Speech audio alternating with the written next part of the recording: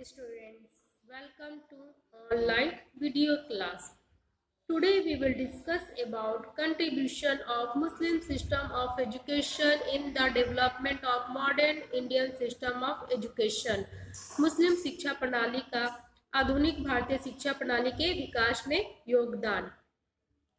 वर्तमान की नींव अतीत में होती है। हमारे देश में सर्वप्रथम वैदिक शिक्षा प्रणाली का विकास हुआ। यह हमारी आधुनिक शिक्षा प्रणाली की नींव है। इसके बाद हमारे देश में बौद्ध शिक्षा प्रणाली का विकास हुआ। बौद्ध शिक्षा प्रणाली मूल रूप से वैदिक शिक्षा प्रणाली के जैसे ही था, उसके सदृश ही था। तो इसे देखते हैं कि दोनों शिक्षा प्रणाली ने आधुनिक भारतीय शिक्षा प्रणाली की नींव प्रदान करती है। अब हम मुस्लिम शिक्षा प्रणाली का आधुनिक शिक्षा प्रणाली में क्या योगदान है, इसके बारे में डिस्कस करेंगे। मुस्लिम शिक्षा प्रणाली जो थी वो विदेशी शिक्षा प्रणाली थी। उसके भारतीय शिक्षा के इतिहास में बीजारोपण किया गया था। इस्लाम धर्म और संस्कृति पर आधारित शिक्षा को ही मुस्लिम शिक्षा प्रणाली कह सकते हैं। तो ये जो शिक्षा प्रणाली थी, इसकी ऐसे बहुत से महत्वपूर्ण तथ्य हैं जो आधुनिक भारतीय शिक्षा प्रणाली में अपना महत्वपूर्ण योगदान अदा कर रही हैं। तो हम फर्स्ट देखते हैं कि ये कौन कौन से महत्वपूर्ण तथ्य हैं जो आधुनिक भारतीय शिक्षा में अभी भी अपनाई जा रही हैं। तो फर्स्ट है स्टार्ट ऑफ रेगुलर सब्सिडी, नियमित आर्थिक सहायता की शुरुआत। हमारे देश में शिक्षण संस्थाओं को नियमित रूप से आर्थिक सहायता देने की शुरुआत मध्यकाल में मुस्लिम बादशाहों ने की। यह बात दूसरी है कि यह सहायता केवल मुस्लिम शिक्षा संस्थाओं को ही देते थे। यूँ तो सामान्यतः यह माना जाता है कि हमारे देश में शिक्षा के क्षेत्र में अनुदान प्रणाली की शुरुआत वुड डिस्पैच वुड के घोषणा पत्र 1854 के बाद हुई थी, परंतु वास्तविकता यह है कि इसकी शुरुआत मुस्लिम शिक्षा प्रणाली के काल में शासकों के द्वारा की गई थी। जो भी आर्थिक सहायता देना है इस मकतब और मदरसों में, वो राज्य के द्वारा प्रदान की जाती थी। आज भी हम देखते हैं कि जो भी हमारे देश के प्रमुख केंद्र और राज्य है, सभी शिक्षा के लिए आपके आर्थिक सहायता प्रदान करते हैं। तो ये जो राज्य और केंद्र के द्वारा आर्थिक सहायता की प्रदान की जा रही है, इसकी शुरुआत मुस्लिम शिक्षा प्रणाली में ही हो चुकी थी। तो इससे हम देखते हैं कि यह तथ्य आधुनिक भारतीय शिक्षा प्रणाली में महत्वपूर्ण योगदान अदा कर रही है। नेक्स्ट पॉइंट हम देखते हैं निःशुल्क शिक्षा की व्यवस्था एवं छात्रवृत्तियों की शुरुआत, provision of free education and start of scholarship. Muslim शिक्षा प्रणाली में प्राथमिक और उच्च दोनों प्रकार की शिक्षा की व्यवस्था जो की गई थी, उस पर किसी तरह की फी नहीं लिया जाता था। साथ ही साथ छात्रों को रहने के लिए छात्रावास, हॉस्टल, मुफ्त भोजन और मुफ्त में वस्त्र आदि सभी देने का प्रावधान था।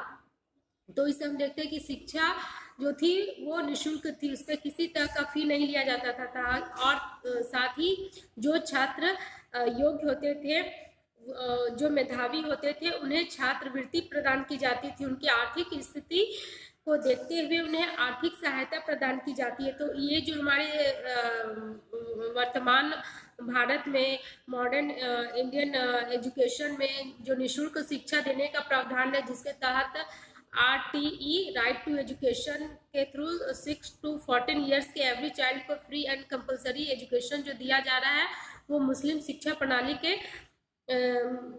परिदृश्य में ही दिया जा रहा है। इसकी शुरुआत मुस्लिम शिक्षा प्रणाली में ही कर दी गई थी। और आज भी हम निःशुल्क शिक्षा और छात्रवृत्ति की जो बात करते हैं, वो मुस्लिम शिक्षा प्रणाली के द्वारा ही निर्धारित की गई थी। तो इससे हम देखते हैं कि यह भी आधुनिक शिक्षा प्रणाली में महत्वपूर्ण योगदान निभा रही है। नेक्स्ट पॉइंट हम देखते हैं कि शिक्षा की व्यवस्था में राज्य के हस्तक्षेप की शुरुआत, beginning of state intervention in the system of education.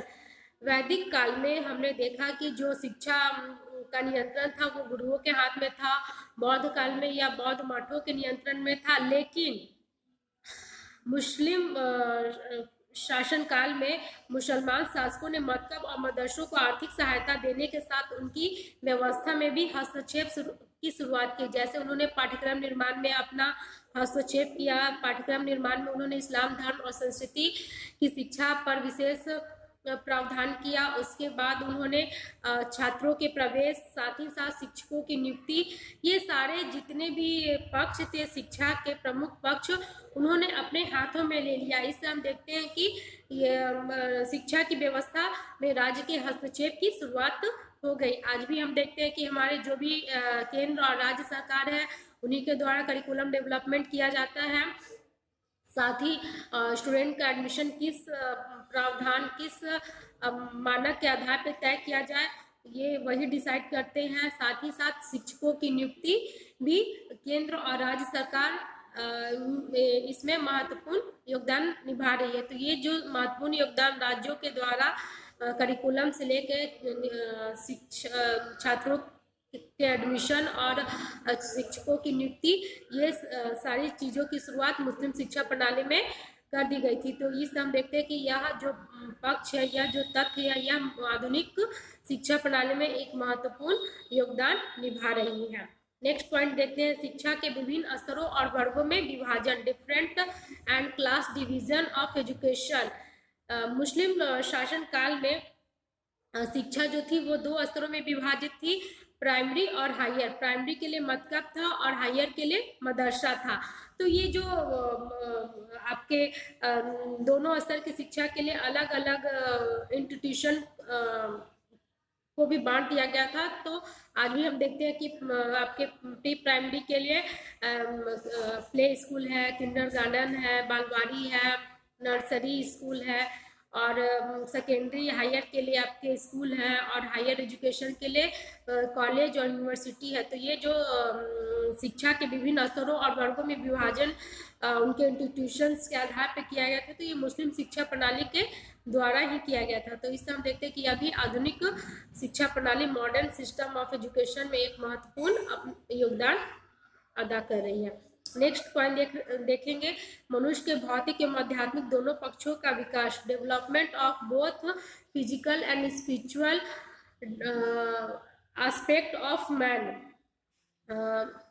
अधिकतर विद्वान मानते हैं कि वैदिक, बौद्ध और मुस्लिम जो तीनों शिक्षा प्रणाली थी वो धर्म प्रधान थी, और किसी हद तक यह बात सही भी है कि तीनों प्रणालियों में धार्मिक और नैतिक शिक्षा पर सबसे अधिक बल दिया गया था।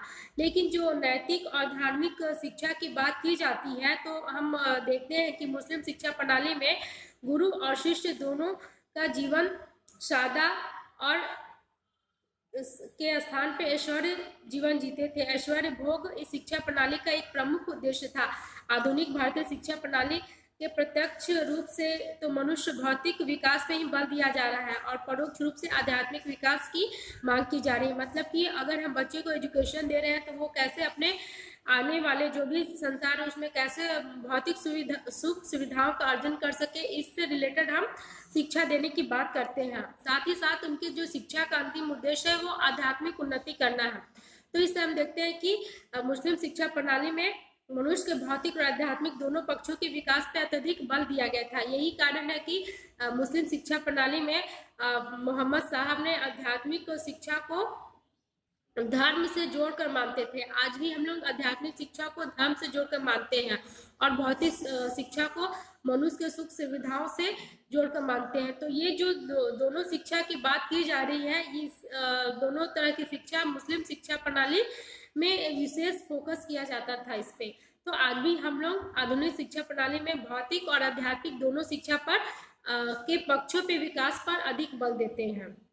नेक्स्ट पॉइंट हम देखते हैं, उच्च शिक्षा में विशिष्टीकरण और उपाधि प्रदान करने की शुरुआत, beginning special education and awarding of higher education.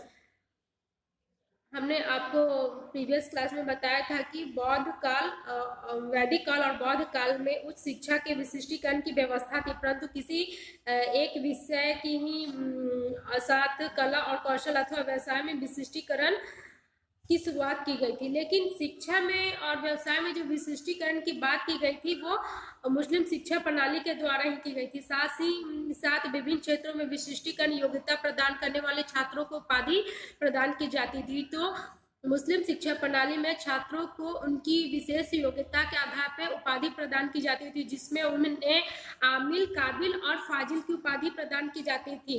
आमिल की उपाधि जिन्हें इस्लाम धर्म में विशेष ज्ञान होता था उन्हें प्रदान की जाती थी। काबिल की उपाधि जिन्हें अरबी या फारसी भाषा में योग्यता प्रदान करने वाले को, और दर्शन और तर्क में विशेष योग्यता रखने वाले को फाजिल की उपाधि दी जाती थी। तो इससे हम देखते हैं कि आमिल जो इस्लाम धर्म में विशेष योग्यता रखते थे उन्हें दी जाती थी। अरबी और फारसी साहित्य में विशेष योग्यता रखने वाले को काबिल की उपाधि प्रदान की जाती थी, और फाजिल की उपाधि उन्हें दी जाती थी जो धर्म और तर्क और दर्शन में विश्वास रखते थे और उनमें विशेष ज्ञान रखते थे। तो इससे हम देखते हैं कि इस तरह की जो उपाधियां प्रदान की जाती थी मुस्लिम शिक्षा प्रणाली में, आज भी हम उसे पालन करते हैं। मान लीजिए कि आप लोग आज पीएचडी जो कर लेते हैं, आप लोग विशेष शिक्षा ग्रहण करते हैं, स्पेशल एजुकेशन, तो आपको डॉक्टर की उपाधि प्रदान की जाती है। तो ये शिक्षा के क्षेत्र में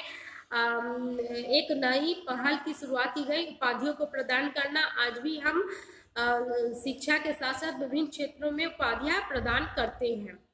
नेक्स्ट पॉइंट हम देखते हैं, विभिन्न प्रकार की शिक्षा व्यवस्था, उच्च शिक्षा के लिए विभिन्न प्रकार के मदरसों का निर्माण, कंस्ट्रक्शन ऑफ वेरियस डिफरेंट मदरसा for different type of higher education. मध्यकालीन मुस्लिम शिक्षा प्रणाली में विभिन्न प्रकार के उच्च शिक्षा के लिए विभिन्न प्रकार के मदरसों का निर्माण कराया गया था।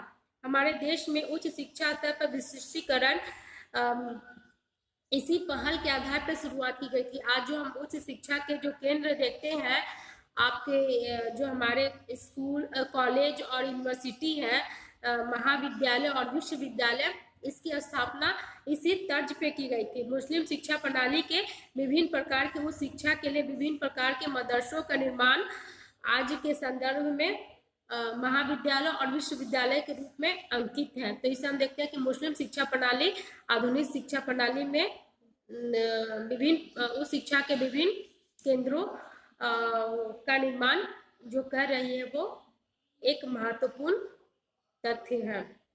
नेक्स्ट पॉइंट हम देखते हैं, कला, कौशल एवं व्यवसायों की शिक्षा की विशेष व्यवस्था, special arrangement for art, skill and business.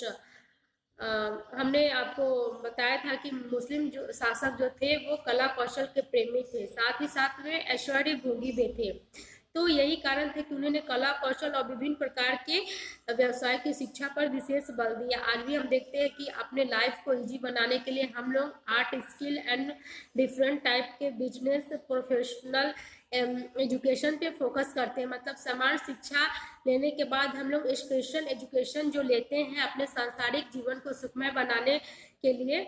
जैसे एग्जांपल कि आप लोग ग्रेजुएशन करने के बाद जो स्पेशल एजुकेशन ले रहे हैं, जैसे कि आप लोग बीएड कर रहे हैं, एमएड कर रहे हैं, बीसीए कर रहे हैं, एमसीए, बीबीए, एमबीए, ये जो सारे आप लोग स्पेशल एजुकेशन ले रहे हैं, इससे क्या होता है कि आप लोग अपने जो भी लाइफ को आगे बढ़ाने में, तो सक्सेसफुल लाइफ को तो आगे बढ़ाने में मदद करता है, साथ ही हम सारे जो भी सुख सुविधाएं, सारे फैसिलिटी को भी प्राप्त कर सकते हैं। तो इसलिए जो मुस्लिम शासक थे वो कला कौशल और विभिन्न प्रकार के व्यवसाय की शिक्षा देने का प्रावधान की शुरुआत की। मतलब वो लोग विशेष तौर पे कला कौशल और व्यवसाय की शिक्षा देते थे। आज भी हम लोग इस पहल को आधुनिक शिक्षा प्रणाली में, मॉडर्न एजुकेशन में इसका पालन करते हैं कि हम लोग भी डिफरेंट टाइप के आर्ट, स्किल एंड बिजनेस के एजुकेशन का प्रावधान भी हमारे आधुनिक शिक्षा में है।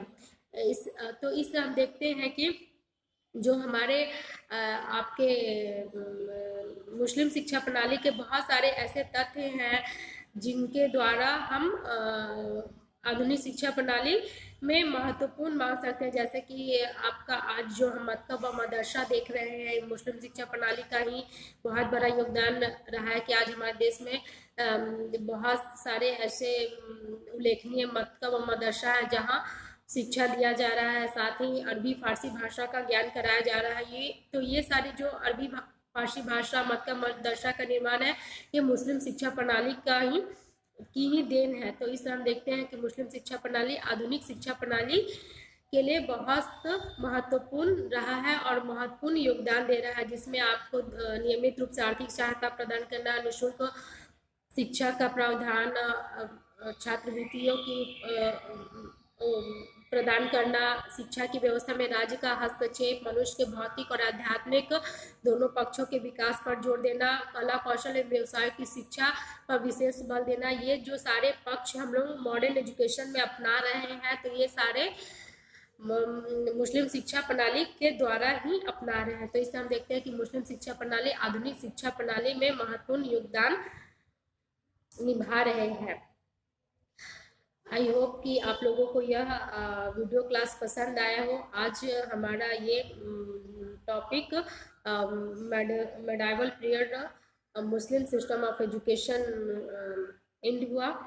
जिन्हें जो टॉपिक्स जिन्हें समझ में नहीं आया हो, प्लीज़ डिस्कस कीजिएगा।